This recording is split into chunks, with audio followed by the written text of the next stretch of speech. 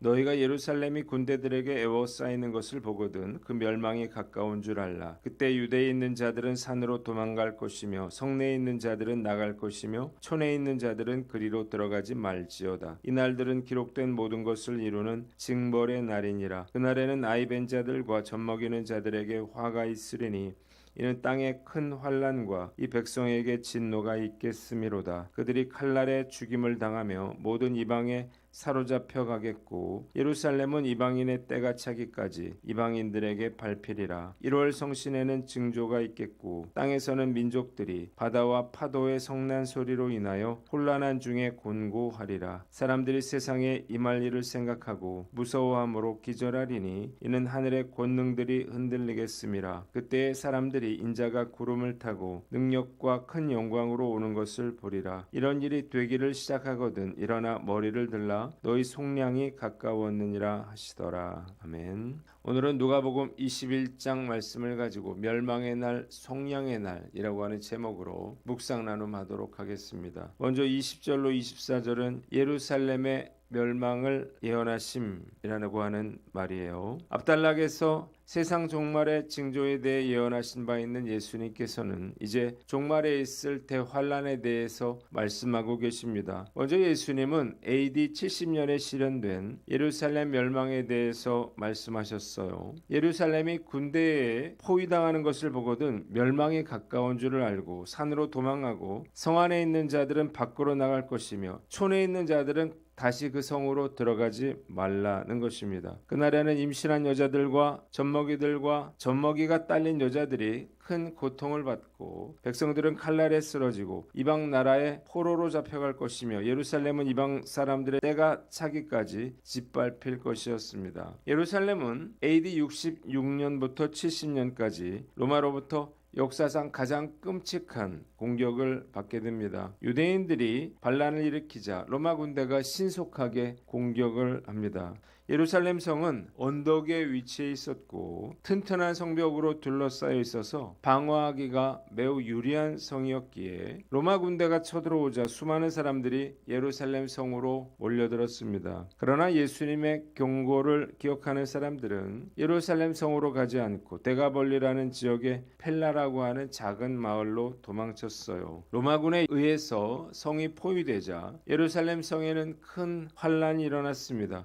굶주림과 전염병 속에 많은 사람들이 목숨을 잃었고 살아남기 위해서 양식을 훔치거나 이웃을 배신하고 죽이기도 했습니다. 혼돈과 무질서가 판을 쳤는데요. 결국 성이 함락되자 무려 110만 명 이상이 목숨을 잃었고 포로로 잡혀간 수는 9만 7천 명이었습니다. 이처럼 예수님의 예언은 정확하게 성취되었는데 이는 종말이 있을 7년 대환란의 전조로서 선지자를 잡아 죽이고 결국 메시아를 십자가에 못 박아버린 유대인들의 죄악에 대한 하나님의 심판이었습니다. 본문이 우리에게 주는 교훈이 있는데 첫째로 근신하고 깨어 있어라는 것입니다. 주님께서 대환란에 대해서 이토록 자세하게 설명하시고 있는 이유가 무엇인가요? 예수님의 경고를 기억한 사람들이 환란이 일어났을 때 산으로 도망하여 목숨을 구했던 것처럼 우리도 종말에 이러한 징조들이 일어난다는 사실을 기억하고 잘 대처하라는 것입니다. 지금이 종말의 때라고 하는 사실을 모르는 크리스찬들은 없습니다. 그러나 근신하고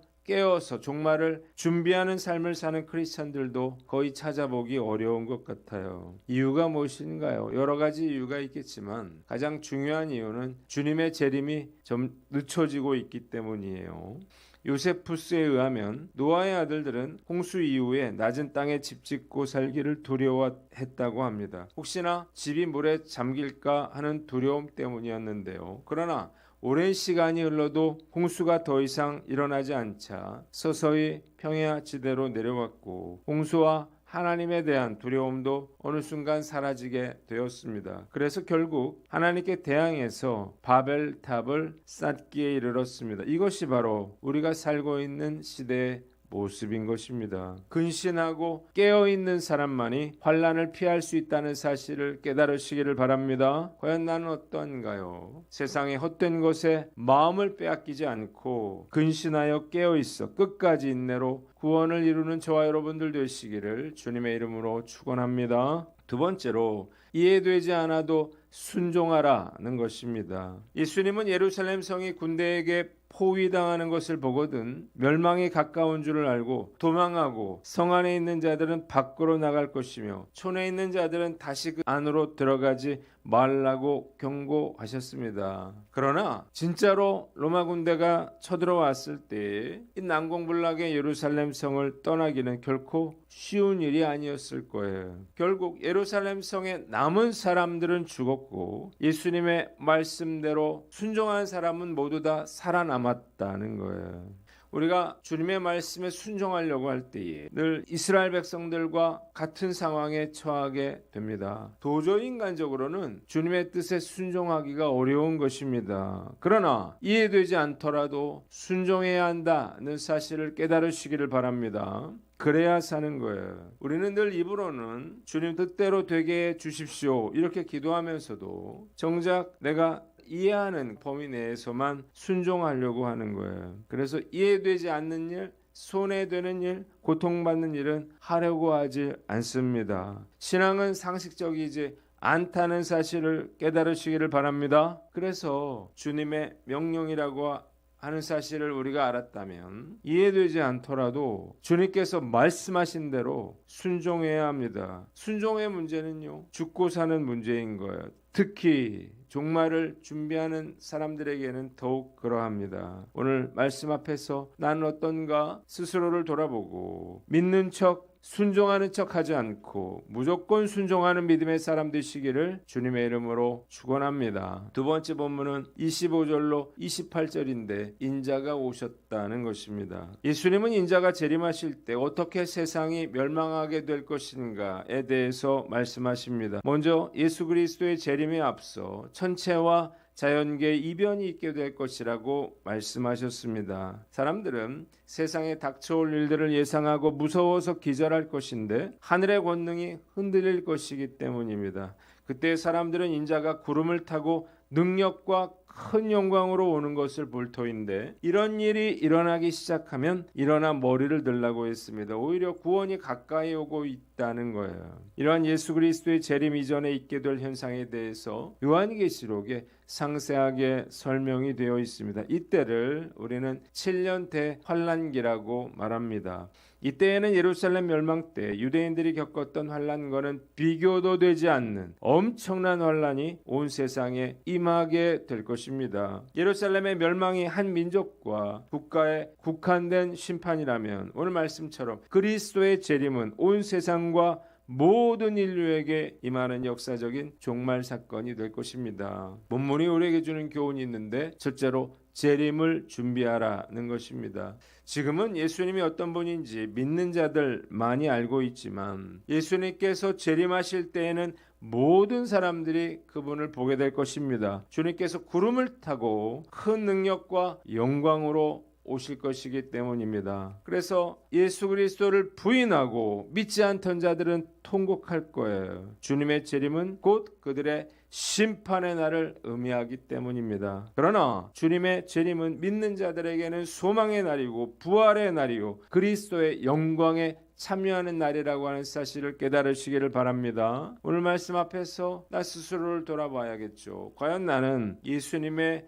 재림을 환호하는 사람일까요? 아니면 나는 두려워하는 사람인가요? 무엇이 이를 가릅니까? 재림의 준비가 잘 되어 있는 사람은 기다리고 환호할 것이며 준비가 돼 있지 않는 사람은 두려워할 것입니다. 중고등부 시절에 시험이 기다려질 때가 있었습니다. 시험 준비가 아주 잘 돼 있었기 때문이에요. 반대로 준비가 잘 되지 못했을 때는 시험이 다가오는 것이 너무나 두렵고 고통스러웠어요. 주님의 재림은 어떤 상징이 아니고 이론도 아닙니다. 분명히 실제적으로 임하시는 확실한 사건이라고 하는 사실을 믿으시기를 바랍니다. 그래서 우리가 해야 할 가장 중요한 일은 주님을 맞을 준비를 하며 사는 거예요. 당장 내일이라도 주님의 재림의 날이 임할 수가 있기 때문이에요. 주님의 재림을 준비하고 소망하는 만큼 주님의 재림을 기다릴 수가 있는 것입니다. 재림을 준비하는 가장 효과적인 방법은요, 주님이 오늘 임하실 수 있다고 믿으며 사는 것입니다.